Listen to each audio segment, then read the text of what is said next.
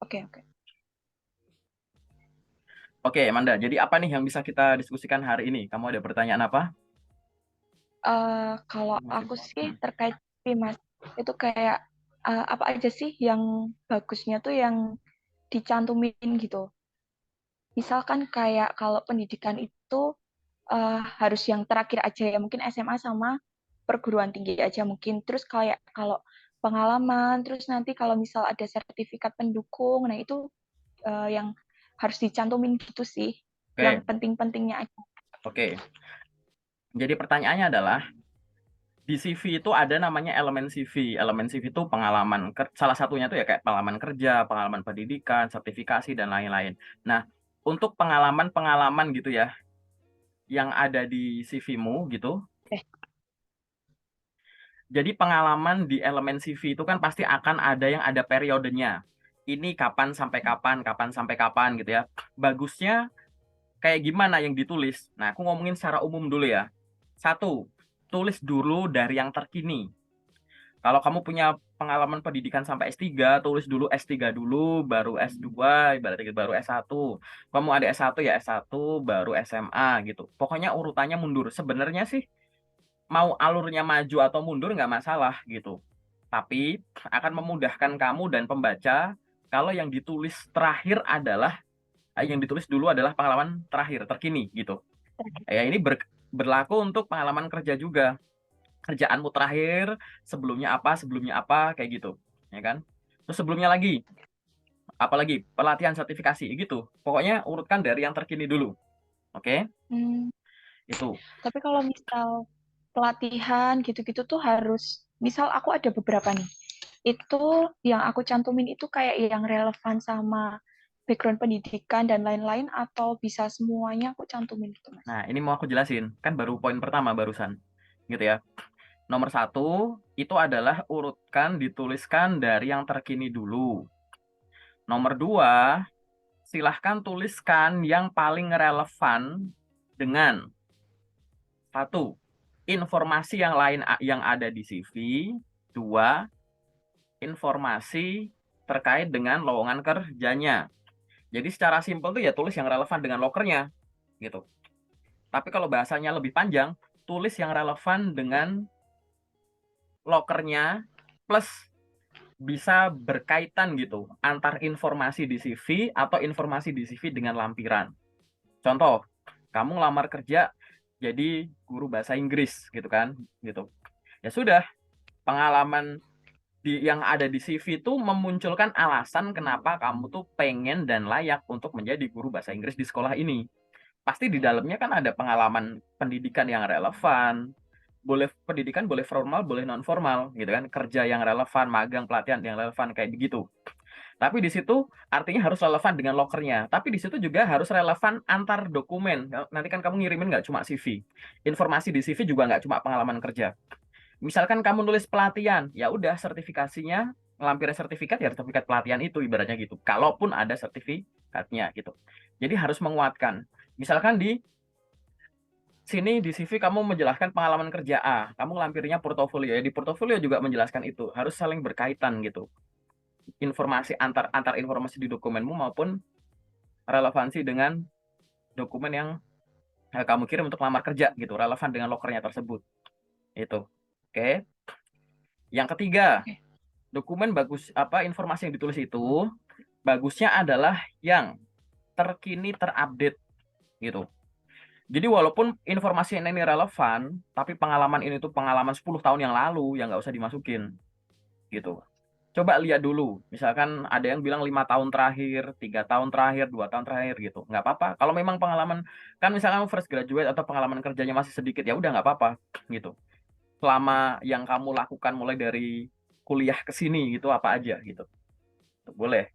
Atau dari SMA ke sini juga boleh gitu. Tapi kan kita nggak perlu tahu nih pengalamanmu waktu TK, SD ngapain gitu. Ibaratnya itu ya, itu. Jadi itu semua adalah hal-hal yang ditulis di CV-mu. Prioritasnya tuh kayak begitu. Nanti ada pertanyaan biasanya. Kalau misalkan ada yang masih aku tempuh, ditulis nggak? Misal aku mau nyari kerja, tapi statusnya aku masih bekerja sekarang.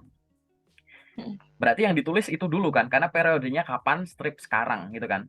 ya enggak? Iya, iya. Kalau misalkan nanti kamu masih kuliah nih, misalnya kamu udah lulus S1, lagi lanjut S2, terus nyari kerja, gitu. S2-nya perlu ditulis nggak? Boleh ditulis, boleh enggak, ibaratnya gitu.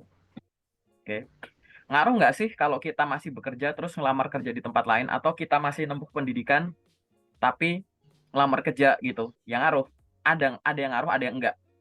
Ada perusahaan yang tidak mempermasalahkan kalau kamu masih bekerja dan ngelamar di perusahaan mereka, gitu. Ada perusahaan yang nggak masalah walaupun kamu masih menempuh pendidikan, kamu lamar kerja di sana. Tapi ada yang mempermasalahkan itu. Lah ini anaknya masih kuliah, gimana cara bagi waktunya, gini-gitunya gitu. Padahal informasi lengkapnya nggak terprovide. Misalkan kamu nggak nulis, ini cuma kelas karyawan lah, ini udah tinggal skripsi atau tesis lah gitu. Atau misalkan terkait pengalaman kerja, perusahaan juga ada yang kamu masih kerja, malah juga nggak banyak kepanggil. Kenapa? Dia mikir, aku butuh cepet. Kalau dia masih ngantor, mungkin ada one more notice ke perusahaannya. Sama aja nggak bisa segera, gitu-gitu. Ada. Tapi akhirnya harus Tapi gimana? Ya ini kalau seninya aja. Nanti kamu bakal punya, makin sering kamu lamar kerja, makin sering kamu dapat panggilan, nanti kamu dapat journey-nya tuh. Bagusnya tulis nggak ya gitu. Nah masing-masing orang beda gitu. oh ya Mas, tapi kalau misalnya itu sekarang masih kerja tapi kayak freelance gitu, bagusnya ditulis atau enggak? Nggak apa. Jadi pengalaman kerja itu yang boleh ditulis di CV itu tidak hanya pengalaman kerja kantoran. Maksudnya yang kamu udah jadi pegawai tetap, kontrak gitu. Freelance, Ya, ya. part-time, internship, entrepreneurship, usaha sendiri itu boleh. Kamu lah di kampus nih misalkan jadi asisten dosen boleh gitu. Daily worker Hmm. mungkin kalau ada kayak gitu. Nggak apa-apa, nanti disesuaikan. Nanti kan kamu pasti ada pertimbangan. Misal gini nih, ini aku punya pengalaman kerja 5 misalkan, ya kan? Ya, Ini yang 1, 2, 3, 4 ini udah kayak kontrak tetap, misalnya atau kontrak yang satu freelance. Ya kalau memang kamu pengen nonjolin ini freelance yang nggak usah dimasukin ya nggak apa-apa ibaratnya gitu. Atau misalkan nanti oke. kamu ada pengalaman kerja ini 2 tahun, 3 tahun, 5 tahun, 2 tahun, 3 bulan, 3 bulannya nggak usah dimasukin nggak apa-apa, karena kamu udah ada yang tahun-tahun dan ini tetap relevan gitu. Jadi Oke. ibaratnya yang tadi kita sebut, kesimpulannya tuh gini, semua yang dari tadi kita sebut itu boleh dimasukkan ke CV. Tapi tidak semua yang boleh itu harus, paham nggak? Oh iya, iya, iya. Pengalaman kerja yang tadi kita sebutin, pendidikan boleh formal, boleh enggak, kerja nggak harus kantoran, pelatihan nggak harus yang ada sertifikatnya, gitu-gitu. Itu semua boleh dimasukkan di CV. Tapi tidak semua CV. yang boleh itu harus. Kamu harus filter lagi. Karena nulis di Oh CV iya. itu yang unggulan gitu. Yang kamu anggap paling unggulan, paling menjual, paling relevan. Itu yang kamu tuliskan gitu. Paham ya? Paham, Oke, paham, Mas. oke. Ada lagi nggak pertanyaan lain Hmm. yang kamu masih bingung sejauh ini? Kalau ini kayak misalkan kalau dokumen pendukung itu mungkin nanti kan kebanyakan udah ada di lokernya, harus Hmm, apa-apa aja. hmm, Itu aku udah nggak terlalu ngebingung sih. Cuman kayak hmm. kalau misal nanti cuman CV, cuma suruh kirim CV sama surat lamaran, nah itu untuk dokumen pendukungnya itu baiknya tuh dikirimin juga atau enggak, Mas? Oke, jawabanku nomor 1, nanti tonton di videoku, aku upload di YouTube ini ya, lengkapnya. Karena aku kemarin habis upload terkait dengan ini, barangkali nanti jawabanku masih kurang komplit, nanti aku kasih linknya gitu ya. Jadi aku di Iya, YouTubeku tuh ada, kemarin aku habis upload, judulnya nanti mungkin kamu boleh searching dulu gitu ya, dokumen yang dikirim saat melamar kerja gitu, buka di channelku kayak begitu. Nah, sekarang oke, kalau oke. misalkan di situ ada yang tulisannya kirimkan CV dan lamaran dan CV gitu. Iya. Maka apa yang harus kamu lihat dulu di situ? Satu, kamu ngirimnya tuh via apa? Ya kan? Gitu. Email, kirim lewat WA, lewat website perusahaan, lewat job portalnya langsung atau apa? Kenapa kok harus lihat channelnya dulu? Nomor 2, memungkinkan nggak kalau aku ngelampirin dokumen yang lain? Gitu. Kenapa kok aku sebut memungkinkan atau enggak? Berarti kan ada kemungkinan. Karena walaupun nggak disuruh ngelampirin dokumen lain, asal memungkinkan itu nggak apa-apa.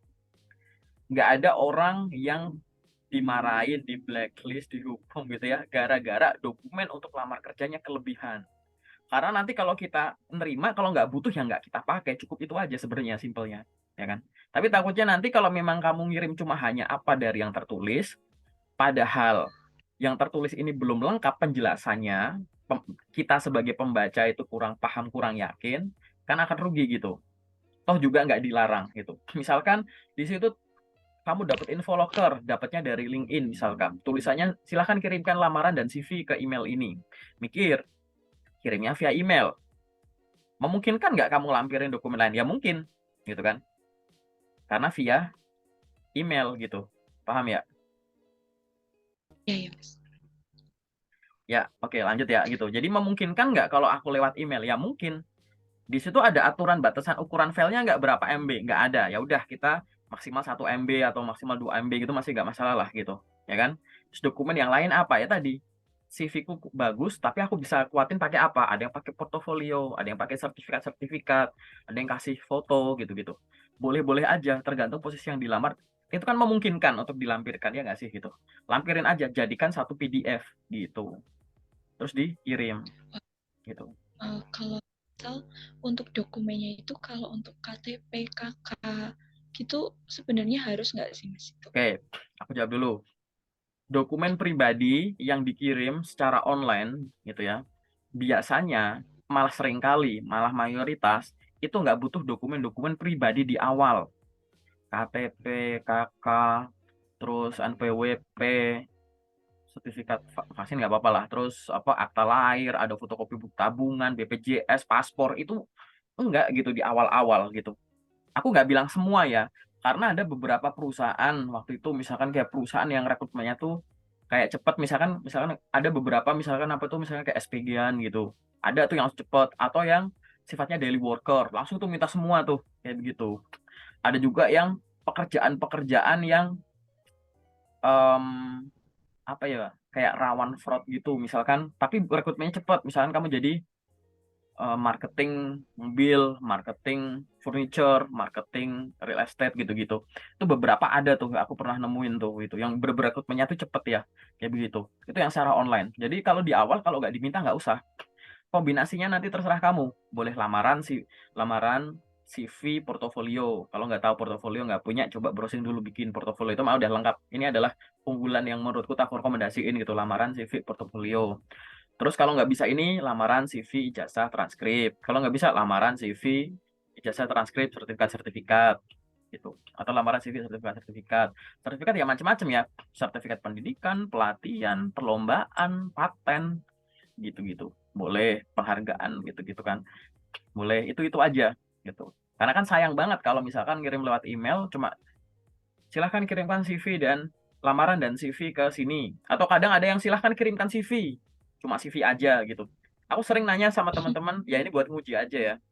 Kak, kalau tulisannya silahkan kirimkan CV, apakah kita harus ngirimkan CV saja? Gitu. Terus aku tunjukin lowongan. Ini ada lowongan tulisannya silahkan kirimkan lamaran ke sini. Apa kita juga harus ngirimin surat lamaran aja tanpa CV? Gitu. Ya kan? Kan kalau ditulis lamaran tuh kan artinya berkas lamaran. Berkas lamaran tuh ya bukan Ya. surat lamaran. Nah, itu loh. Jadi walaupun tulisannya cuma CV, kan macam-macam nanti bahasanya, nanti dilengkapi ya gitu. Cari di channelku nanti aku kasih linknya, dokumen yang dikirim saat melamar kerja. Itu udah komplit banget di situ. Jadi biar kaunya paham gitu ya. Oke, terus apa lagi Sama ini sih Mas, yang pengen kamu? sharing ke aku Oke, jadi kalau sering nyebut gagalnya tuh. kalau nyebut perusahaan disensor. Oke. Oke, sering gagalnya di apa Oke, tuh? interview user sih. Hmm, user ya. Oke, terus? Iya, udah beberapa kali tuh dapat interview user tapi kayak di PHP-in gitu loh Mas. Padahal aku udah berusaha kayak udah pede, udah kayak berusaha belajar tentang misal kayak perusahaannya gitu-gitu, tentang apa sih kemungkinan pertanyaan yang muncul kayak gitu-gitu tuh aku kayaknya udah jawab sedemikian bagus gitu loh, tapi kadang tuh Hmm. kayak di PHP-in gitu sih Mas. Oh, oke. Ini aku jawab satu-satu dulu ya. Kebetulan aku pun HR, aku user gitu. Makanya aku jelasin dulu nih. Kalau kamu sudah sampai di interview user, artinya kamu harusnya tuh tahap-tahap sebelumnya tuh udah nggak ada masalah gitu. Gitu. Tanpa aku review CV Iya, dulu ya. CV, psikotes, interview HR gitu-gitu. Berkas administrasi di awal harusnya kamu udah paham. Nah, pada saat kamu ada di interview user, di situ tuh kamu harus belajar ya sama aja sih sebenarnya kayak interview HR. Tapi di user itu kamu harus meyakinkan si user bahwa saya itu siap jadi bawahan Anda, apa enggak? Gitu. Jadi saya tuh siap jadi bawahan Anda tuh apa? Satu, saat ngomong kelihatan antusias. Dua, menguasai materi dan posisi yang sedang kamu lamar. Tiga, paham terkait dengan perusahaan ini. Empat, kamu kan nulis CV sendiri, nyantumin CV, nyantumin dokumen-dokumen sendiri. Ya, kamu harus menguasai dokumen yang kamu cantumin. Gitu. Ya, banyak bedanya sama HR, user tuh akan bener-bener ngetes sampai sedalam apa kamu, bener-bener digali. Akan dicek seberapa luas kamu, pengalaman pengetahuan kamu seberapa luas. Habis udah diperluas, juga diperdalam. Biar kelihatan ini bentukmu tuh kayak begini loh, gitu. Selain itu, di interview user itu juga ngecek kecocokanmu terhadap aku nih, misalkan aku usermu, kamu lamar gitu kan. User ini kan bisa atasanmu secara langsung atau enggak. Nanti usernya macam-macam ya. Ada yang atasanmu langsung, ada yang manajernya, ada yang mungkin ada interview direksi gitu-gitu. Gitu. Jadi di sini kamu misalkan nih aku atasanmu langsung. Terus aku yang interview kamu. Aku tuh akan mikir gini loh. Ini anak tuh pengetahuannya udah sampai mana? Gitu kan. Pengalamannya udah sampai mana? Ini kira-kira tipe yang gampang diajarin nggak? Kira-kira dia itu gampang paham nggak? Sebelum ada ini anak, kan aku udah ada tim nih. Nah, dia tuh bisa berbaur nggak dengan timku ini? Cocok nggak dengan timku ini? Bisa mengikuti kecepatan belajar, kerja, dan lain-lain nggak? Nah, gitu-gitu. Kurang lebih lah kayak begitu gitu. Jadi di sini memang itu sebenarnya secara general ya terkait dengan interview user itu ke arah sana. Jadi semua yang sifatnya, misalkan kamu tadi ngelamar jadi guru bahasa Inggris ya, kita ke situ tadi. Ya udah bener-bener kamu pahamin itu. Pahamin tugas tanggung jawab dan lain-lain terkait dengan guru dan pemahaman bahasa Inggris tadi gitu ya kan. Di situ semua nggak cuma kemampuan bahasa Inggris doang, tapi seorang guru tuh aktivitas hariannya, mingguannya, bulanannya, terus kamu KPI-nya apa, terus macam-macam lah gitu. Komunikasi dengan departemen lain, dengan bagian lain, gimana-gimana laporan kau bikin ini itu. Jadi harus semacam itu. Nah, saat kamu merasa bahwa kok aku perasaan ngerasa udah jawab sesuai dengan yang ya gitu loh, aku yakin dengan jawabanku, tapi kok hasilnya beda gitu. Sebenarnya ada dua sisi sih, ada sisi perusahaan, sisi user, ada sisi kitanya. Tapi kan kita nggak bisa nebak-nebak tuh sisi perusahaan. Misalkan perusahaan bisa loh, itu bukan PHP, mungkin misalkan proses rekrutmennya itu masih diperpanjang, jadi memang masih ongoing gitu kan. Ada yang kedua, nggak jadi tuh karena ada suatu kebijakan, misalnya tadinya aku butuh 5 orang, tapi aku udah dapet 3 gitu. Ya udah 3 aja, yang ini nggak kita lanjut. Padahal kita udah terlanjur bilang, nanti ditunggu untuk interview user atau gimana gitu kan. Itu Iya. bisa. Terus apalagi misalnya macam-macam ya kayak gitu. Atau mungkin kamu cara jawabnya bagus, hasilnya bagus, tapi kamu bukan kandidat tunggal. Kamu pasti akan dibandingkan dengan kandidat lain. Pelamar nggak cuma kamu doang gitu. Nah, itu pasti akan jadi bahan pertimbangan juga. Misalkan contoh, syarat kelulusan, aku ngomong gitu ya. Syarat kelulusan itu 70. Kamu kerjain, nilaimu 75.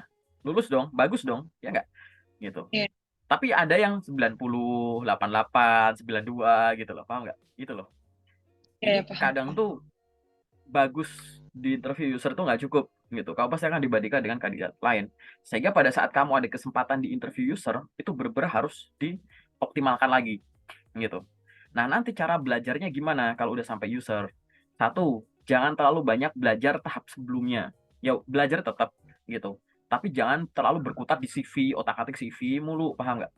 Jangan terlalu berkutat belajar psikotes mulu gitu. Kalau kamu gagal terjauh pernah di user, kamu sering gagal di user, dan itu adalah tahap terjauh yang pernah kamu rasain, pelajarin interview user tersebut. Caranya dengan apa? Satu, meningkatkan kemampuan ini. Kedua, meningkatkan kemampuan ini. Kita ngomongin dulu ya. Interview itu menyampaikan informasi secara lisan. Kan jawab pertanyaan nih, ya kan? Nah, menyampaikan Ya. informasi secara lisan ini kita bisa bagi jadi 2 elemen. Satu, informasi. Dua, menyampaikan secara lisan. Jadi pada saat kamu pengen belajar interview user, maka kamu harus tingkatkan jam terbang untuk menguasai informasi dan tingkatkan jam terbang untuk meningkatkan kemampuan menyampaikan secara lisan tadi. Nah, informasi ini apa? Baca ulang CV dan dokumen yang sering kamu lampirkan. Kemudian riset terkait perusahaan dan posisi yang kamu lamar. Ini posisi yang aku lamar, tugas tanggung jawab pemenangnya apa? Terus KPI-nya apa? Dokumen laporan apa yang dibikin? Terus kemudian pakai tools apa? Hardware tertentu atau software tertentu gitu. Gitu ya. Jadi baca ulang tadi dokumen, terus posisi yang dilamar juga kamu harus pelajari, riset soal perusahaannya. Posisi yang kamu lamar tadi meliputi tugas, tanggung jawab, KPI-nya, terus kamu ngerjain apa, tools-nya apa, hardware apa, software apa, gitu. Pernah nggak aku pakai software itu? Pernah nggak aku pakai hardware itu? Gitu. Harus sedetail itu, gitu kan. Tuh, dan pokoknya sampai sedalam mungkin lah itu terkait dengan skill pengetahuan bidang kamu, kemampuan komunikasi dan bahasa, tools yang kamu kuasai baik hardware atau softwarenya gitu. Tuh, itu adalah untuk meningkatkan apa tadi? Informasi. Jadi baru 50%. Yang 50% adalah praktek gitu. Meningkatkan kemampuan komunikasi secara lisan. Walaupun yang dinilai nanti kamu harus sadar bahwa yang dinilai tidak hanya secara lisan, non lisannya juga sama. Nggak cuma yang verbal, non verbal juga ada. Jadi kamu kalau di sini boleh belajar sendiri, boleh berpartner gitu. Nanti kita latihan nggak apa-apa, tapi nanti di zoom selanjutnya gitu. Itu. Kamu bilang bahwa aku kayaknya sejauh ini tuh memang lancar sih kayak begini. Nah, ini aku kasih tahu ya. Ini kan tadi ada informasi dan komunikasi secara lisan tadi ya. Biasanya Iya. kalau dia itu informasinya ini dipelajari, tapi komunikasinya kurang, biasanya dia itu kalau ngeluh ya, tapi nggak selalu ya, pasti, aduh aku tuh tahu harus ngomong gimana Kak, tapi pada saat interview tuh kayak belibet gitu milihnya, milih katanya Iya. gitu. Kalau kamu ngerasa Iya, kayak iya. begitu, pernah merasa begitu, itu berarti di saat itu kemungkinan, aku nggak ngomong selalu ya, kemungkinan itu informasi kamu tuh lebih tinggi, lebih banyak dilatih daripada prakteknya. Jadi mulut kamu itu nggak bisa ngikuti kecepatan otak kamu gitu, karena kurang timpang. Bisa kebalik juga, dari sisi komunikasi kamu bagus, misalkan kamu fresh grade lah, tapi sering ikut organisasi, kepanitiaan, macam-macam ya, gitu, volunteer ini itu. Jadi kemampuan komunikasimu bagus. Tapi dari informasi kamu kurang. Informasimu tuh cuma masih terlalu general gitu. Gitu. Jadi ibaratnya kamu daftar misalkan yang simpel ya, staff admin gitu. Ya kamu taunya tuh definisi admin secara umum yang bahkan orang jurusan lain pun juga bisa bisa belajar itu Jawab. secara otodidak. Padahal ibaratnya, loh, kamu tuh misalkan jurusan S1 administrasi perkantoran gitu. Kamu tuh di situ harus bisa mengeluarkan hal-hal yang ibaratnya cuma lulusan administrasi perkantoran doang nih yang bisa gini dan yang tahu ini gitu. Tapi jawaban kamu tuh cuma general, padahal harusnya didalemin gitu. Oke. Gitu ya. Jadi harusnya tuh gitu. Nah, biasanya kalau informasinya itu kurang, komunikasinya bagus, biasanya, nggak selalu. Kayak kamu begini nanti sharingnya. Perasaan aku kemarin tuh lancar-lancar aja deh. Tapi kok nggak kepanggil ya? Nah, coba kita, daripada kita nebak usernya kan nggak bisa nih. Nah, mungkin kamu bisa Ya. evaluasi diri aja. Gitu. Gitu. Ada nggak sih yang kamu jawab, padahal itu sesuai dengan bidang kamu, tapi tuh kamu jawabnya tuh nggak yakin, padahal itu ada di kuliah. Mungkin lupa lah atau apa. Gitu. Misalkan ya aku jurusan hukum, terus kamu tanya aku soal hukum, tapi aku tuh nggak bisa ngasih jawaban terkait hukum secara meyakinkan. Lah kan kalau di logika loh, kalau aku nanya hukum bukan sama orang jurusan hukum, terus nanya sama siapa? Paham ya? Gitu.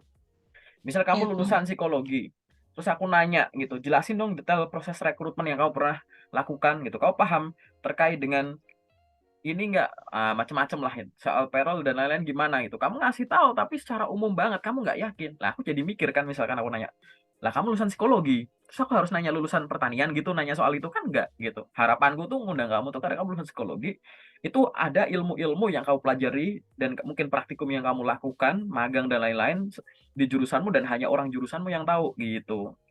Paham ya gitu. Nah, nanti kita cek dulu nih, nanti di sesi sesi detail lah gitu ya. Barangkali ini belum tentu ya gitu. Tapi biasanya yang kayak kamu begini itu dari sisi ilmunya tadi yang mungkin bukan kurang, tapi jawabannya tuh mungkin kurang dalam, kurang lengkap, atau ibaratnya tuh kayak yang aku maksud tuh bukan itu loh, gitu, gitu. Jadi tapi kita jadi kurang kurang paham, kenapa? Karena kita enjoy dengan komunikasi kita, tapi bisa juga dua-duanya ini masih kurang dilatih. Dari informasi kamu itu masih kurang, dari komunikasi kamu yang waktu itu, gitu kan? Itu kamu masih ngomong tuh masih belum yakin. Ingat ya, interview itu kamu harus bisa menyampaikan dengan yakin dan meyakinkan, gitu. Kalau kamu jago aja nggak bisa menyampaikannya, ya nggak bisa, gitu. Logika simpelnya tuh gini bahasanya. Kalau kamu nggak yakin dengan dirimu sendiri, gimana perusahaan yakin sama kamu?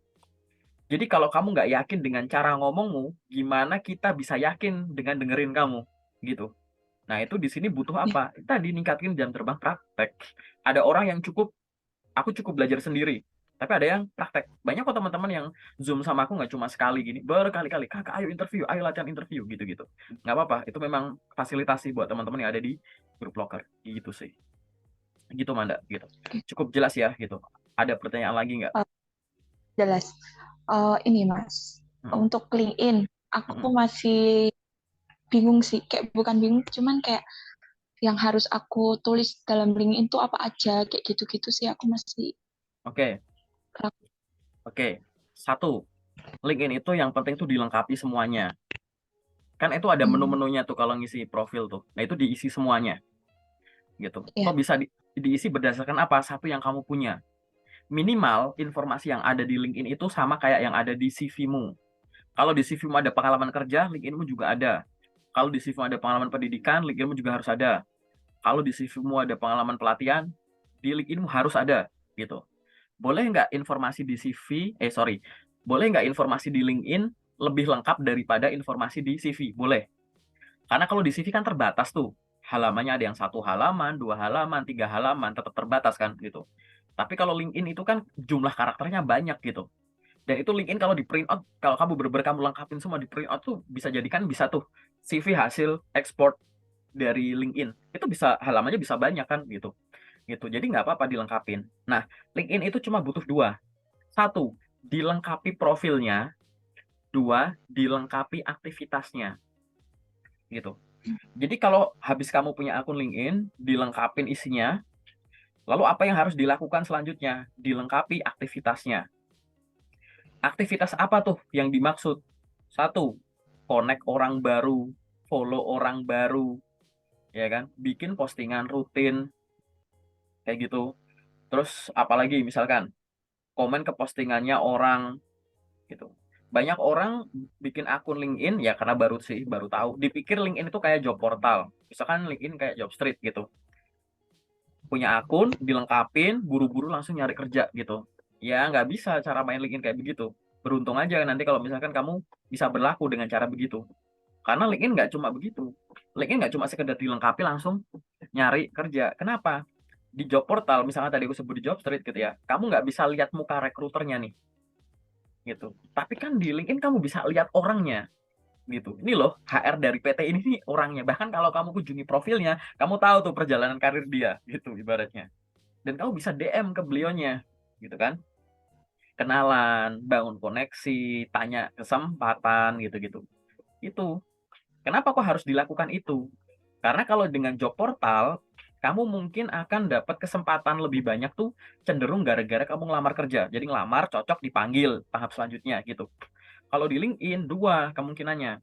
Bisa kamu bisa lanjut ke tahap selanjutnya gara-gara melamar, bisa kamu lanjut ke tahap selanjutnya gara-gara ditawarin di DM gitu. Kok di DM kenapa? Kamu rutin posting, kamu sering kenalan gini-gini, orang penasaran, oh ada postingan orang, oh, siapa nih orangnya? Dikunjungin profilnya, di review. Oh kita lagi butuh nih orang kayak gini, di DM gitu. Jadi kalau kamu udah bisa pakai linknya dengan baik dan benar gitu, dan tadi yang lamar kerja di channel lain juga baik dan benar gitu, maka nanti ada kesempatan gitu ya. Gara-gara tadi ada yang gara-gara ngelamar, ada yang gara-gara ditawarin gitu. Pasti dua ini tuh bekerja bareng walaupun nggak harus 50-50 banget ya gitu, tapi pasti kayak gitu kebanyakan dari orang yang lakuin karena aku ngalamin gitu, dua itu pasti gitu. Oh, ya.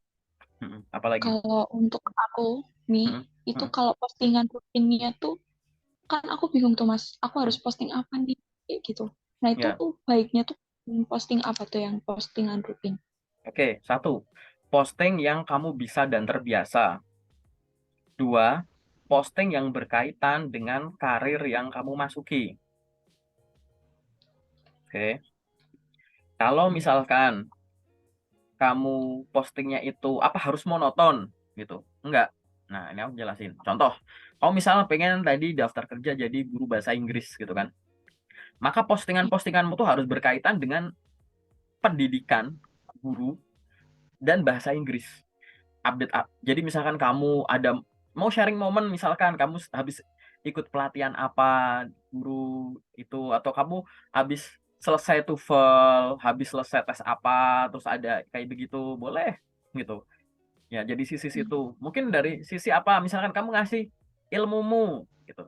Teman-teman nih aku kasih poster template untuk menghafal kosakata hari ini. Ini kosakata hari ini ya teman-teman gitu. Ada yang rutin gitu. Sharing kayak gitu. Ada yang sharing soal ya apa ilmu soal bahasa Inggris. Kamu bisa nonjolin dari sisi gurunya, dari sisi bahasa Inggrisnya juga bisa gitu. Sharing misalkan, yuk teman-teman belajar bahasa Inggris bareng. Ini aku ada 30 kosakata barang-barang yang ada di rumah gitu. Besok kamu posting lagi. Ini 30 kosakata yang ditemukan di gym. Ini 30 kosakata bahasa Inggris yang ditemukan di mall gitu. Sharing-sharing kayak gitu. Nanti kan orang review semua kan ya warna-warnamu tuh ya warna pendidikan, warna bahasa Inggris gitu. Relevan gitu. Boleh nggak kalau ada hobi-hobi misalkan kebetulan weekend tapi kamu pengen bikin postingan LinkedIn. Terus di LinkedIn kamu posting lagi jogging, posting lagi sepedaan ya boleh gitu, selingan aja karena kan kamu manusia ya bukan AI gitu, jadi ada kegiatan interaksi sosialnya juga bagus-bagus aja gitu sebagai selingan, tapi kan tadi warnamu kan tetap warna itu gitu. Nah kamu pengen dikenal sebagai orang yang jago apa ya sering posting itulah gitu tuh kan. Nah nanti kalau konsepnya kayak gimana nanti aku jelasin di sesi detail. Oke ya, oke, cukup di sesi general. Masih ada pertanyaan lagi? Kalau nggak ada kita ke sesi detailnya. Udah sih Mas, udah Cukup cukup ya, jelas. cukup jelas ya. Oke, di sini aku akan masuk ke sesi detail ya.